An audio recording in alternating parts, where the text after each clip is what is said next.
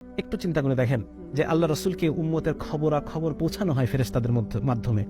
So আল্লাহ রসুলকে যদি পৌঁছানো হয় যে হে রসুল, আপনার উম্মত পর্নোগ্রাফি দেখতেছে, আপনার অমুক উম্মত অমুক জায়গায় অমুক জেলায় অমুক রাস্তার পাশে, হ্যাঁ অমুক জায়গায় অমুক নামের, হ্যাঁ দেখা যাচ্ছে শামসুল আরিফিন, এই শামসুল আরিফিন নামে আপনার এক উম্মত সে পর্নোগ্রাফি দেখতেছে, তখন আমাদের রসুলের মানে কেমন লাগবে চিন্তা করে দেখেন।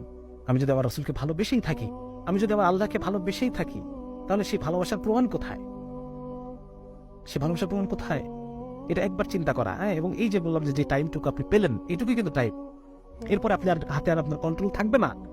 সো বেটার আপনি এই যে যতক্ষণ পর্যন্ত আপনার হুঁশ আছে, আপনার জ্ঞান আছে, এই জ্ঞান থাকা অবস্থায় আপনি আপনার কন্ট্রোল আরেকজনের হাতে তুলে দেন। এটা একটা খুব চমৎকার বিষয়, আরেকজনের হেল্প নিতে হবে, ঠিক আছে না? আচ্ছা, আমরা বস্তুগত স্টেপগুলোর দিকে আসছি। একটা তো গেল অবস্তুগত ঘৃণা তৈরি এবং নিজের ভেতরে একটা ব্রেক তৈরি, হ্যাঁ, যে আমি আল্লাহ তাআলার সামনে আমি এই গুনাহটা করতেছি। এভাবে চিন্তা করা যে আমি ঘরের দরজা জানলা সব বন্ধ করে দিলাম, কিন্তু স্টিল আমি আল্লাহ তাআলার সামনে, হ্যাঁ আল্লাহ তাআলা বলছেন তোমরা যখন 2 জন থাকো সেখানে তৃতীয় ব্যক্তি আমি থাকি, তোমরা যখন 4 জন থাকো সেখানে পঞ্চম ব্যক্তি পঞ্চম আমি থাকি। তাহলে আজকে আমি ঘরের মধ্যে একা একা গুনাহ করছি, একা না, আমি একা কোথায়? আমার সাথে তো আল্লাহ আছে, আমি আল্লাহর সামনে বসে গুনাহ করছি।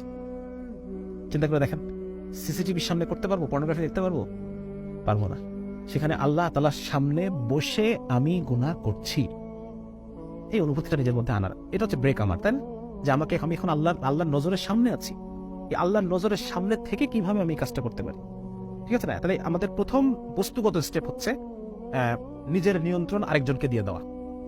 যারা বিবাহিত আছেন, বিবাহিত অবস্থায় পর্নোগ্রাফি অ্যাডিক্টেড, অনেক মানুষ আছে যারা বিবাহিত অবস্থায় পর্নোগ্রাফি অ্যাডিক্টেড, তারা নিজের কন্ট্রোলটা স্ত্রীর হাতে দিয়ে দেন।